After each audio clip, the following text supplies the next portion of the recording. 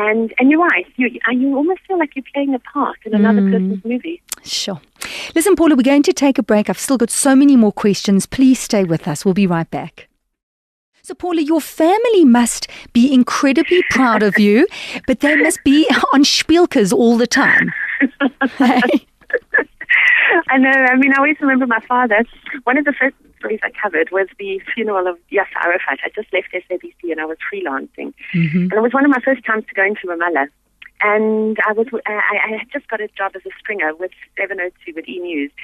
And I remember my father telling me he went out and he got a little radio so that, like, even if he went to the Pick and Pay down the road that day to pick up something, he wanted to hear the news every hour so he could make sure that I was still alive. Shame. And the 1 hour I didn't come on. And, you know, I laugh about it now, but actually that is the hard part. I love going to these places, and look, I'm not married, I don't have children, and I imagine that if I was married and I had children, I might feel differently, but I don't know.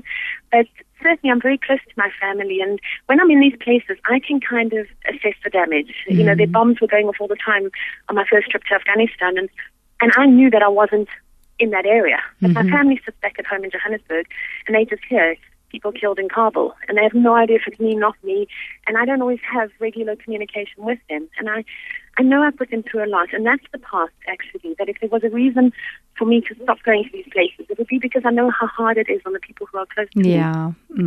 But you're driven. You're driven to go out there. And what is it, Paula? Is it the truth that's important to you? Is it telling a story? What is it that is driving you? I wish I could say to you it's 100% the truth, because I mean that just sounds so wonderful to say. You know, driven by these higher morals and wanting to expose the world to injustice. I mean, I guess that's part of it, and I would hope to think it's part of it. But I have to be honest, it's not all of it. There is an adrenaline rush there. There's something about, you know, you meet the same journalist every time you go on these stories, and we've become like a bit of a, I wouldn't say kick is the right word, but you kind of become the journalists that cover these kind of stories, and you meet them in Afghanistan, and the same journalists you meet in Libya, and then you laugh about what you did in Iraq. And there's almost a kind of, sorry, there's a vehicle driving past me. Okay. There's almost a kind of camaraderie amongst us. I remember once talking to a cameraman here in Israel, and he said it was much easier for him to go and report from war zones than it was to live day-to-day living. The bank queues and talking to your bank manager and paying bills. That kind of stuff can really get a person down. And in a way, when you go to a war zone, you don't have anything to focus on except the story. And that's what I was saying at the beginning about being in a live report. For example, when I was in Tripoli and the bombs were falling, you're so focused on the now. You're so focused on that actual moment that it's almost exhilarating. You're so living at that point. And I think that there are many people who kind of existing, aren't they? We just go through our day-to-day tasks and do X and do Y. We're existing, but you're talking about being so present in a moment and living so fully, which is extraordinary. I mean, I'm not sure that maybe it is. I mean, I wanted to say I'm not sure it's the way one could live all the time. I'm not sure, because I'm exhausted. I'm exhausted at the end of the day. And, you know, I don't think as human beings we want to be present in every moment in our lives, although maybe we do. But I mean, just yesterday I was in Ramallah and I interviewed a man who for the last 20 years has been standing on the same street corner selling tea and coffee to people. And I said to him, how many cups of coffee do you sell a day? And he said, like, between 40 and 60. But could you imagine living a life where you're on the same street corner making coffee for 20 years? No. And I have to tell you that I have a sense of gratitude.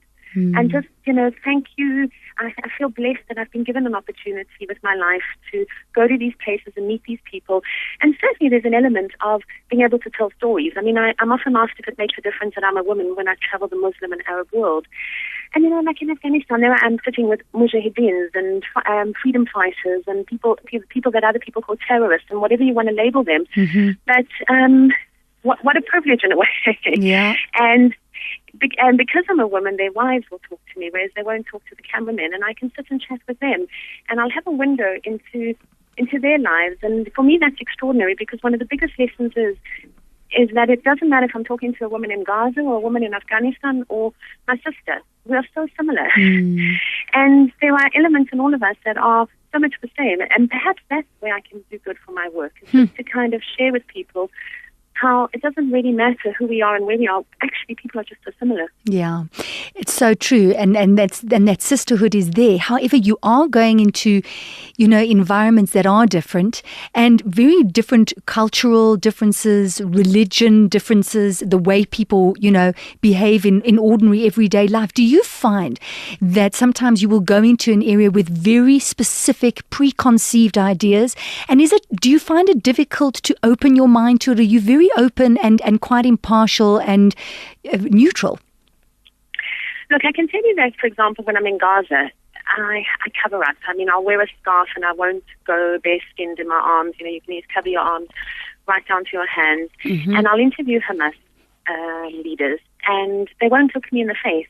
So it's quite uncomfortable. You're sitting opposite them, you're asking them a question, and they just look straight past you and answer, to the wall. Mm-hmm. And it can be quite demeaning, like, But on the other hand, it's almost, you have to be respectful of people's cultures. You're there in their cultures.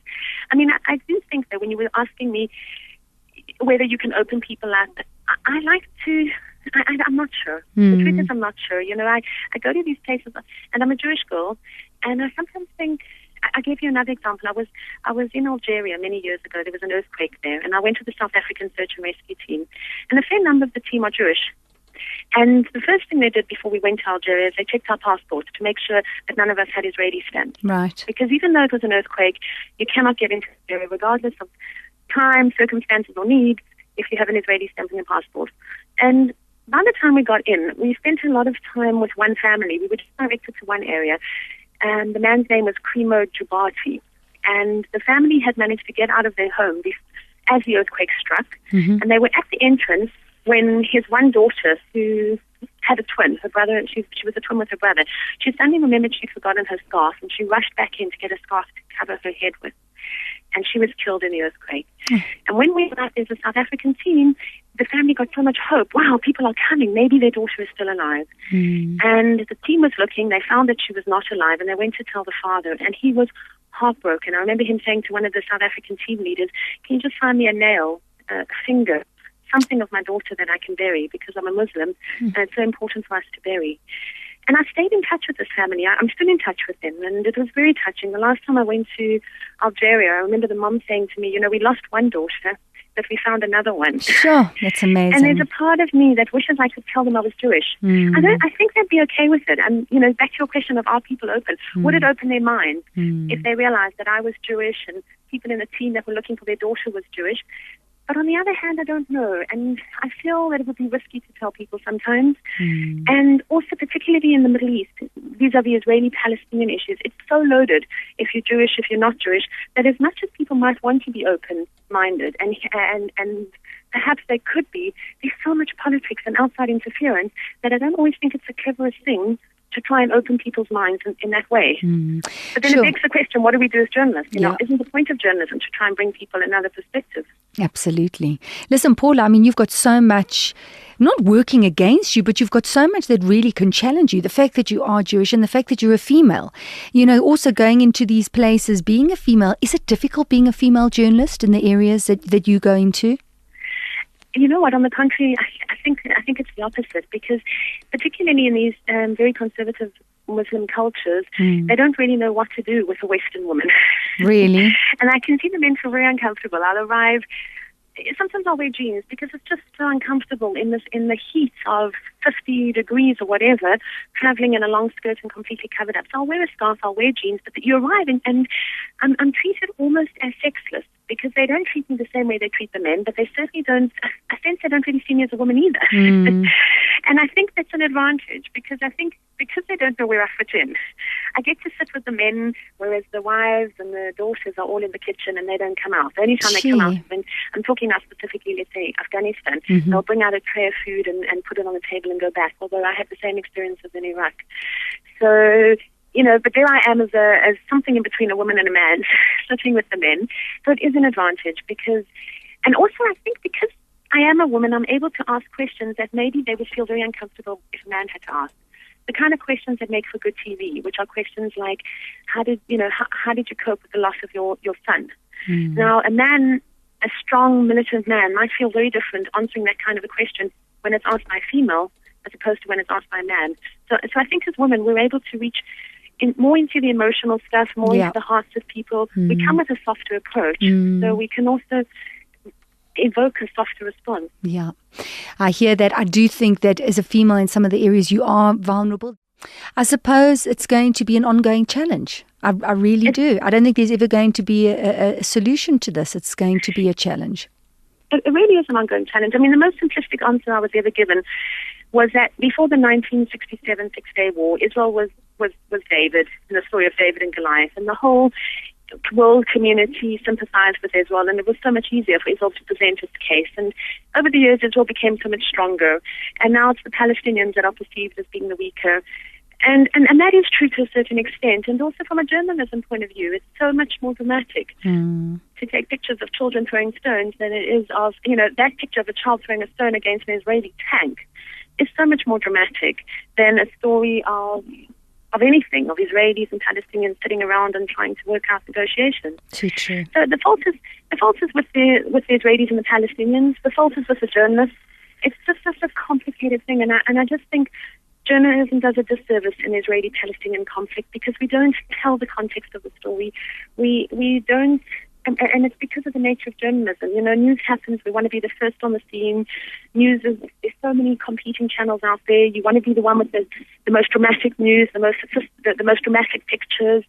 And so somewhere along the line, people forget that there's actually a history and a context that needs to be told. So true. And that actually most people don't have that history and that context. And people just have bought into the Israeli-Palestinian conflict at some point in their understanding, but not necessarily have the whole background. Wow, Paula, that is so very true. Listen, I'm terribly sad to say that we've run out of time. It has been so interesting talking to you and hearing your story and your insights. And I think you're doing such a wonderful job. And it's been great. And we're very proud that you hail from South Africa. You're doing a great job there in Israel and reporting, and look after yourself. And hopefully when you're next in South Africa, you'll come into the studio. And for me, it's lovely to talk to you. Thank you for the opportunity. Thank you, Paula. Take care. Have a good day. You too. Bye-bye. Paula Slier, CEO of Newshound and Middle East Bureau Chief of Russia Today. What an interesting, vibrant person she is. That was great. I really enjoyed that. Coming up in a moment, we're going into Braamfontein. Yes, Braamfontein. It's all happening. Most stunning restaurants, shows, markets. We're going to tell you all about that. So get your pen and paper out and your diary so you can just write them in. We were trained